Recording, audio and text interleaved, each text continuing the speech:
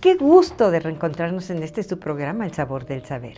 Y hoy tenemos el gusto de reencontrarnos con una mujer joven, talentosa y en verdad imaginativa. Sí, me refiero a Rocío Cerón, quien ocupa ya un lugar preponderante en la poesía de nuestros tiempos. Vayamos a su semblanza. Rocío Cerón es una destacada escritora mexicana. Su obra dialoga con otros lenguajes artísticos en una apuesta de poesía, acción, video y música. Ha publicado Basalto, Imperio Empire, Tiento, Diorama, Nudo Vortex, entre otros. En el 2005 recibió el Sea American Writers Award por sus crónicas de viaje y también por su libro Diorama en una edición bilingüe y traducido por Anna Rosenbaum. Recibió el Best Translated Book Award en el 2015 en Estados Unidos. Obra suya ha sido igualmente traducida y publicada al francés, finés, sueco, turco, polaco y alemán.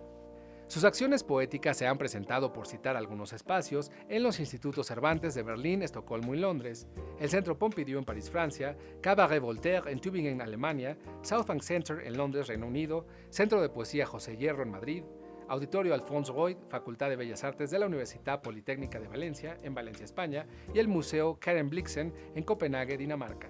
Además de que representó a México en el 2012 en el Poetry Parnassus, el mayor festival de poesía realizado en el Reino Unido. Es docente fundador desde el 2009 del programa de escritura creativa de la Universidad del Claustro de Sor Juana y coordinó el diplomado de literatura en expansión en el Centro de Artes de San Agustín, Casa Oaxaca.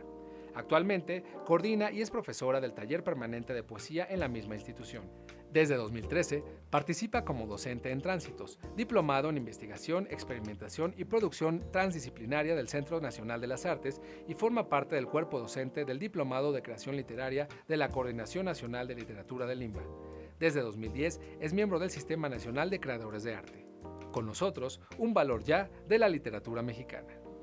Pues estamos muy contentos y además de compartir con ustedes, fíjense que un logro de este programa, sí, del Sabor del Saber, pues nos confirieron recientemente el Premio Nacional de Periodismo, nada menos que el Club de Periodistas, y ya ven que, bueno, pues somos colegas y son muy estrictos, así es que lo celebramos doblemente y triplemente porque está con nosotros Rocío Cerón. Bienvenida. Bienvenida, Rocío. Hola, muchas gracias por la invitación. Estamos contentos de veras de tener a una persona que ha destacado tanto y que tienes una trayectoria en verdad luminosa. Pues muchas gracias. Y cuéntanos el por qué, el cuándo y el cómo de tu carrera, cómo empezaste a escribir. Tenemos muchas ganas de saberlo. Pues fíjate que la poesía es algo que yo creo que es más bien como un aliento de lo poético, de lo que uno va viendo, como de la imaginación poética. Así es. Que en la infancia se fue como acrecentando o alimentando de las pláticas de sobremesa de mi abuela. Mi abuela era una gran conversadora de sobremesa. Entonces yo creo que para tener quietos a los nietos, ¿no? Nos contaba esas historias que había leído, que iban lo mismo de la historia francesa, ¿no? De lo que pasaba entre las cortesanas y demás, hasta cosas que tenían que ver con muchos mundos, ¿no? Desde los estudios parapsicológicos que salían de pronto en estos libritos de Duda, hasta las historias de vampiros que de la Europa Central, hasta, por ejemplo, que esa yo creo que fue la que más me impresionó, la historia, por ejemplo, de los indios jíbaros de la Amazonía, que reducían las cabezas. Así es. Que yo decía, wow, ¿cómo harán estas reducciones de cabeza? Pero resulta que mi abuela llegaba de pronto, le encantaban las antigüedades, el comedor donde comíamos tenía básicamente las escenas del Quijote en el comedor, que en esa época yo ni sabía, después lo supe, y de pronto un día la abuela llegó con una cabecita reducida. Y no se asustaron. Bueno, todos nos asustábamos, como cuando nos asustábamos que pasábamos por uno de los cuartos, que todos le teníamos terror a ese cuarto, que tenía un Cristo, que había la leyenda entre los primos, que le crecía el pelo. Entonces, una casa así, claro, llena, ¿no?, de imágenes, sí, llena de imágenes, alimenta. No, y sabes claro, qué, Marta, yo creo no, que su abuelita, queriéndolo sin saber, tenía un taller literario y de lectura de primer Sí, nivel. de veras. Yo ¿eh? creo que sí. Yo creo Fíjate que sí. pues yo creo que el taller literario más eficiente, A veces de está en veras, el hogar, claro. más eficiente, porque yo creo que eso nos marca. Para siempre, Nos sí. marca para siempre.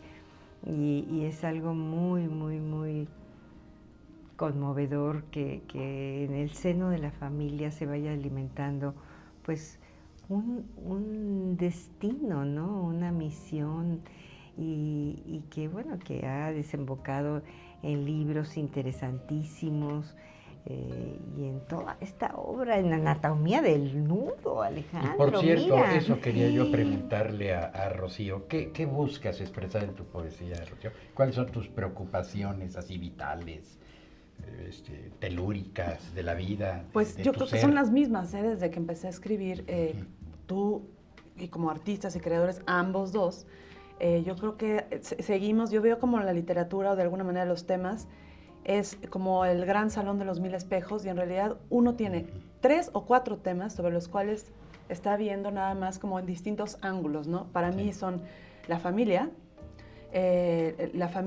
y las coordenadas, ¿sí? Las coordenadas de colocación, todos mis libros tienen cosas de colocación, están o descolocados en otros países, ¿no? Sí. Aunque en realidad son muy biográficos o muy autobiográficos. O esta anatomía del nudo tiene que ver con esta idea de los nudos que se abren y se deshacen y se vuelven a nudar. Es el mismo hilo, como la poesía, ¿no? Que en realidad la poesía es el mismo cauce del lenguaje, pero que se anuda y tiene en tu poesía, en mi poesía, en tu mirada poética, en la pintura, va saliendo y resultando justamente eso. Entonces, mis obsesiones particulares son el propio lenguaje, la familia, los nudos, lo que se anuda es la sonoridad.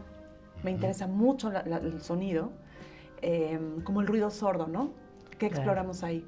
Y deseamos un tono religioso del cual hablaremos en nuestro próximo segmento. Vamos a una pausa, regresamos.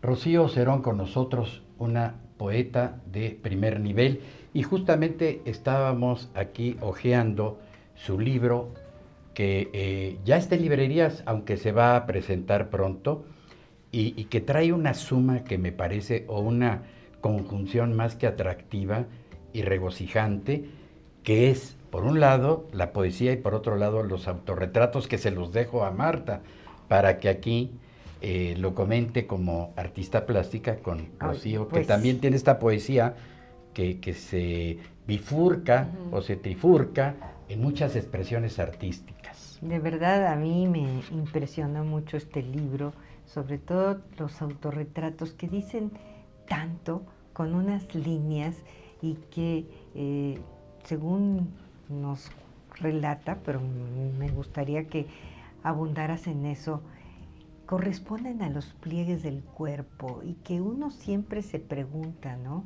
El por qué, el cómo. Y bueno, siendo uno artista visual, el que está siempre viendo, ¿no? Podemos poner uno aquí. Claro, estamos, por supuesto. Ahorita me encantará que vean esto, que se desdobla y además con una intención muy hermosa, ¿no? Pero platícanos, ¿qué quisiste decir? ¿Qué quieres decir con tus autorretratos? En el caso de Borealis, en este libro y esos autorretratos, yo estoy muy interesada como en esas huellas, ¿no? De las corvas, de las corvas del cuerpo, de las cicatrices, ¿no? De todo esto que son como las marcas, las huellas del paso del tiempo, y creo en el cuerpo también como un espacio cartográfico. Y entonces, en el caso de Borealis, como en otros libros, estos autorretratos simbolizan de alguna manera como ese paso del tiempo, las heridas, ¿no? O sea, las heridas también de las cicatrices, pero sobre todo es como una manera de incitar al lector a que se adentre ese mundo absolutamente personal, íntimo, que también en la poesía del lenguaje, a través de mirar el cuerpo del autor, ¿no? que normalmente los escritores, bueno, dicen que tienen cero conexión con su propio cuerpo porque no, es difícil, ¿no? Tiene una conexión, no sé, rara. Pero en el caso mío, como yo empecé de las artes visuales y pasé en algún momento por el performance en los 90s, entrar a la literatura, entré desde otro lado que no necesariamente es, digamos, los libros o lo libresco, ¿no? En todo De caso, hecho, que Rocío... la enriqueció, Alejandro. Sí, no, y en todo caso va a esa diferenciación humana, porque somos iguales en tanto seres humanos, pero en tanto que también tenemos personalidad y huellas y dolores y alegrías diferentes, pues obviamente es lo que nos define. Pero también hablábamos de un hálito religioso en tu poesía. Sí, y eso es algo que no todo mundo lo ve, pero en realidad si uno ve desde Basalto, como en Anatomía del Nudo, en Basalto está, por ejemplo, el pasaje de Betania, ¿no? Sí. En Borealis está el bálsamo de Ferabras, el bálsamo de Ferabras que en realidad tú le ponías ese bálsamo a los enfermos y los enfermos se curaban. ¿Y ¿no? por qué? ¿Por qué ese hálito religioso? Pues yo creo que la abuela vuelve a salir ahí, la abuela, ¿verdad? Son estas raíces. Sí, es que es muy raro, porque por un lado el abuelo, que era neurólogo, era toda esta parte como más de la ciencia, racional, mucho más racional, muy inteligente. Entonces hay una parte que también me han dicho los críticos, que es una poesía que es muy racional, muy de la inteligencia, pero también es, creo yo, tiene una parte emotiva profunda porque desde ahí se alimenta, ¿no? Claro. Entonces la parte religiosa tiene que ver con estas posibilidades, por ejemplo en Imperio, del perdón, con estas posibilidades también del deseo, ¿no? O sea, como una historia o un pasaje como la muerte de Abel a manos de Caín hace una ruptura total, simbólica, de la idea de lo que deseamos, y de ahí nace un poco Imperio, ¿no? O sea, tú deseas el amor del padre o deseas el amor de la madre, y ese deseo es el hambre que nos lleva a la guerra. Claro. ¿No? Oye, yo celebro, Marta, de ¿Tú veras crees que sea el hambre? El hambre de lo que quieras, el hambre del cuerpo del otro, el hambre de la tierra del otro, el hambre de lo que significa el otro. O sea, ni siquiera tiene que ser una cosa material o una mujer, ¿no? Tan acostumbrados que estamos con estas historias como Helena de Troya, sino que puede ser lo que el otro significa y simboliza para ti. Así es. Y ahí por eso desatamos las furias de las hombres, naciones. si hablamos de religiones, el hombre es a imagen y semejanza de Dios. Exactamente. Ahí hay como una aspiración. Pero yo decía, Marta, que celebro mucho que el Fondo de Cultura edite poesía, porque hemos visto que hay una crisis, como que ahora en los tiempos modernos, como que la poesía no cuenta tanto. Pero sí quién cuenta, sabe. Alejandro. No, yo estoy convencido, yo le escribo, pero digo en general, y yo los la editores. leo y yo de repente Pero están, también. sí, nosotros, pero no están publicando, a lo que me refiero, desde mi punto de vista, una cantidad de poetas que quisiéramos conocerlos también más, y en cambio se van a la narrativa y a la novela, sobre todo. ¿A qué crees tú que se deba? A la exigencia lectora. Yo creo, con toda sinceridad, por ejemplo, el tipo de poesía que yo escribo es una poesía difícil, no es una, en el sentido que no le va a perdonar al lector que sea pasivo. Necesita lectores activos. La poesía exige lectores activos en el sentido de abstraerse del vértigo, del ruido en el que está viviendo hoy en día el mundo. Entonces te mete a otro espacio. Te mete a otro espacio. Dinámica total. Aunque sea un poema vertiginoso y telúrico dramático, y volcánico y lo que sea, te exige atención. Y esa lectura de lector activo, cada vez más, de alguna manera, nos hemos ido acostumbrando a la lectura fácil, a que no nos exija demasiado el autor o el escritor.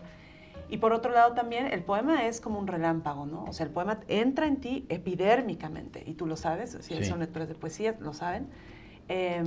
La narrativa, es más, uno se puede acomodar, como apoltronar un poco, dejarla, regresar. Claro, hay grandes novelistas, grandes novelistas, ¿no?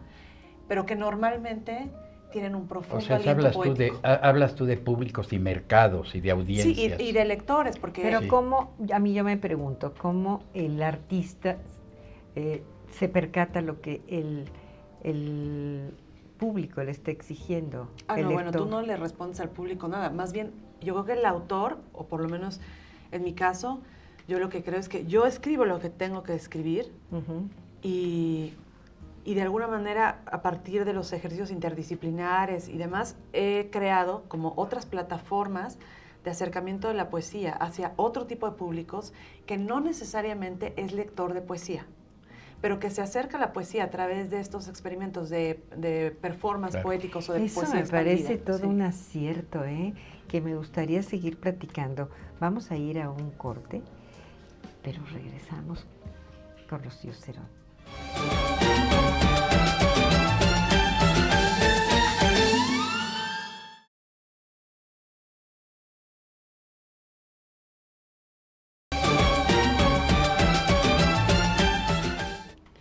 Mi madre entraba a la cocina en busca siempre del comino. Una pierna de cerdo esplendía entre el estanque dorado del vinagre. Entre comisuras y comisuras, esta mujer, pecho, amor y leche tierna, susurraba una frase: la guerra nace del hambre. No importa de qué, la guerra nace del hambre. No importa de qué, la guerra. Mientras yo recorría la mirada, los pliegues de su falda, la promesa de sus piernas, mundo, el regreso hacia su cuerpo, patria, y en las calles dormitaba una ciudad, presagio de la furia, sumida en el asalto de una líquida modernidad donde todo se figura y nada toma forma. Muy fuerte. Y bellísimo y profundo. Y bueno, fíjate, ahí tienes una referencia a los sabores, a los aromas, pero al mismo tiempo tocas la palabra guerra. Sí, bueno, es que a mí me parece que es la madre quien presagia, quien sabe siempre, ¿no? Cuando se está destruyendo el mundo conocido. Y su primera forma siempre es esa leche, cosa que se va a repetir en muchos libros, la presencia de la madre, como una presencia fallida, como una presencia terrible, como una presencia maravillosa, como muchas presencias, pero esta madre de imperio es esta madre que sabe que todo se va que todo se va a destruir para crearse de nuevo. De hecho, tiene un epígrafe de Hegel que dice: a veces es necesario que estalle el corazón del mundo para alcanzar una vida más alta. Que es terrible, ¿eh? Claro, es fuerte, sí. Pero que a veces es cierto. Entonces, ella sabe que algo se está como destruyendo mientras está cocinando para toda la familia.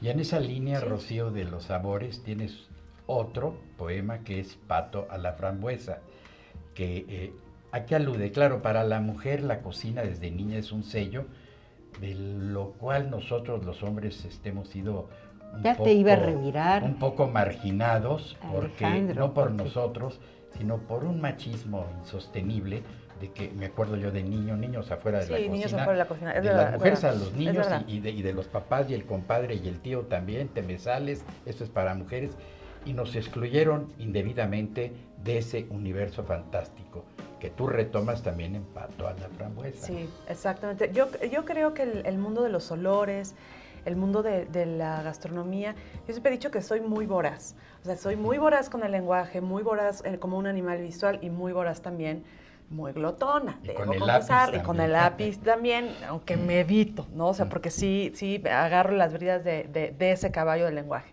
y de la poesía. Pero con respecto a la comida, a la gastronomía, sí hay, o sea, sí siento que esas gozaderas del mundo, ¿no?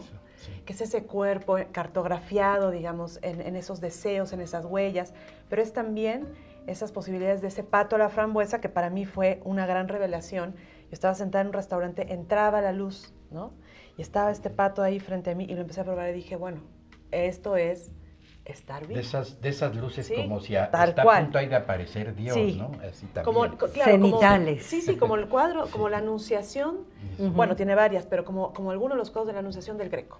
Eso. Así es. Tal cual, la luz así que de pronto se revela, yo le digo las gozaderas del mundo, Claro. y entonces tener estas delicias, ¿no? de comer es como la capirotada. El olor de la capirotada a mí me da una sensación de absoluta de absoluto refugio, porque mi abuela lo cocinaba y la abuela era el faldón.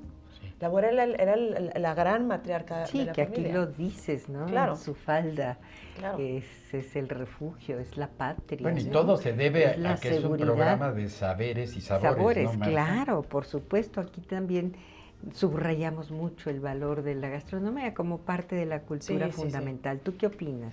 No, bueno, Pues- absolutamente, absolutamente. Yo creo que, de hecho, la educación de los niños, así como el lenguaje se contacta a través de la madre y el balbuceo de la madre, y desde ahí el niño empieza su primer contacto con el habla y con el lenguaje mismo, lo mismo sucede con cómo vas educando el paladar. Yo tengo una hija de 6 años y medio, y mi hija, desde que nació, yo le he acostumbrado, igual la leche nunca le encantó, pero lo demás, Sí. o sea, es una niña que se sienta en un restaurante y se come unos huevos rotos, o puede comer caracoles. ¿Por qué? Porque yo le he dicho, el mundo hay que experimentarlo. Claro. Y no hay forma de experimentarlo Hay que sino paladear. tocando. La has educado bien, ¿eh? La he educado Nos da para que gusto. coma bien. Estamos de acuerdo. Sí, sí, y no le gustan los dulces, así, el gansito y esas cosas. Ay, no, qué bueno, cero. Le oye. gusta la comida. Eres dice, una suave. mamá afortunada Sí, rico. y ella también, y una niña educada, ¿no? Muy Sí, bien espero. educada. Qué bueno, te felicito. Y aparte de la capirotada, ¿qué otros gustos bueno, tiene? bueno. A ver, dímelos. Por ejemplo, para que me entiendan mi relación con la comida, en los 90 vivía en Nueva York un tiempo y entonces me dediqué, cada vez que mi madre me mandaba dinero, me acuerdo que decía, ahora me toca tal restaurante. Y entonces iba comiendo en distintos restaurantes franceses para encontrar la mejor carne tártara, ¿no? Las tic-tac-tac con papas fritas. No, porque era una Hacías tus cosa deliciosa. concursos. Claro, decía, ¿dónde estará? No. Así que tal, la mejor carne. Y así de pronto, sí, el mejor pato laqueado de la ciudad. Y de hecho, en algún momento, junto con Sofía Bernam, hicimos la lista de los mejores restaurantes para una revista conocida de la Ciudad de México, ¿no? Y entonces nos decíamos, bueno, a ti te tocan los españoles, a mí me tocan los libaneses, a ti te tocan los sabe. chinos, a mí me tocan los españoles, ¿no? Y bueno, de mis perdiciones, pues el pato. A mí El el pato pato. me encanta. Ah, sí, bueno, es Sí, una el pato. ¿Y la cocina mexicana qué te parece? Bueno, la cocina mexicana absolutamente me chupo los dedos con los moles, porque me Ay, gustan ¿a los poco no? almendrados. Y este mole, que no es un mole específicamente, pero que es con piñones, ¿no? Ah, te iba a decir, no, justo bueno. te Es hubiera de adivinado. esas cosas, ¿no? Y también en algún momento, hace unos 10 años, hicimos el primer libro que se publicó en México sobre el vino mexicano. Ah, mira, pues habrá Lo que coescribimos, buscarlo, sí. ¿verdad? Oye, y Alejandro, ¿cómo vamos a sellar este programa? Pues con una de Rocío Cerón. Ah, mira. Porque pues hemos hablado de poesía y me encantó su definición, Qué que es bueno. original y que es reveladora, que ella lo escribe en primera persona, dice, la poesía es una nebulosa satinada que guarece mi cabeza. Ay, Entonces yo qué creo que ahí bello. está explicado todo el alma, el corazón, las neuronas, la inteligencia y el ser mismo en su conjunción.